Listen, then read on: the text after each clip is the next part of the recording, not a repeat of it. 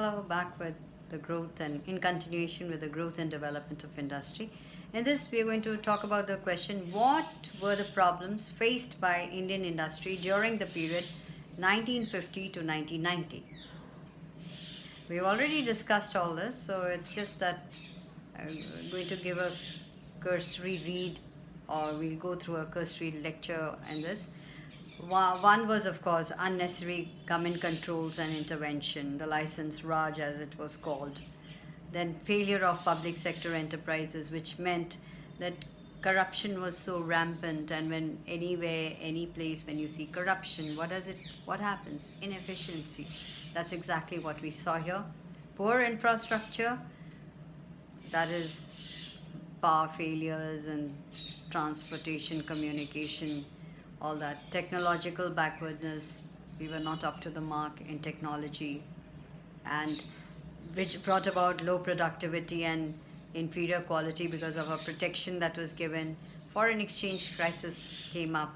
There was lack of capital, and then raw material not given on time, or even if the raw material was there, it was not of that quality which was needed. So just go through this, and while I just talk about this, is that as you see that there are a lot of problems that came up, which we've already done in a way. So one is unnecessary government controls and intervention. Government had imposed several types of control on Indian economy, which was the industrial licensing system, price control on goods, foreign exchange controls, then MRTP Act, restrictions on investment by big houses. So under these conditions, the private sector could not grow. So that was a big thing.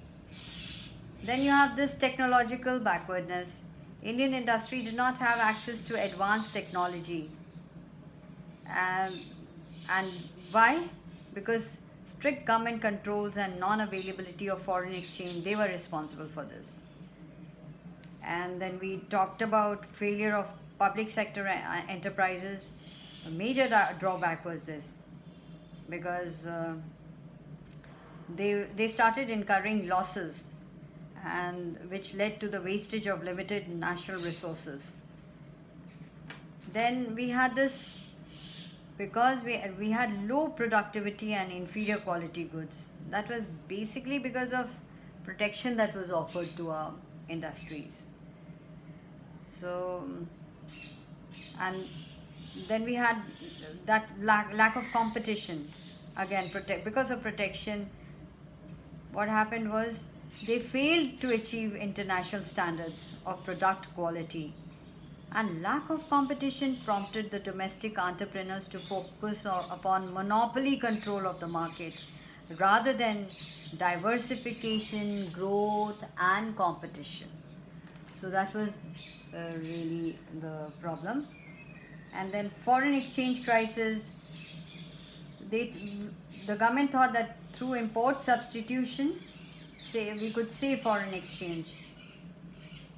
They should have thought of earning foreign exchange through export promotion. So that approach really backfired. It was, our foreign exchange reserves really touched the rock bottom, and it was not even enough to pay for an import bill for even 10 days. Then we have had the problem of raw material. See, when raw material is there, it should come at an appropriate time and in the required quantity, which was missing, which was not there. And so that also led to a slow pace of industrial development. So sometimes even industrial units had to close down their production process. Just imagine the losses they had to undergo. Then there was this lack of capital. The amount of capital depends on saving, but saving is low in India as a result of low per capita income, which is again an obstacle to capital formation. So there was this lack of capital. And another very important thing was poor infrastructure. So we didn't have enough of transport, telecommunication, power cuts, power failures.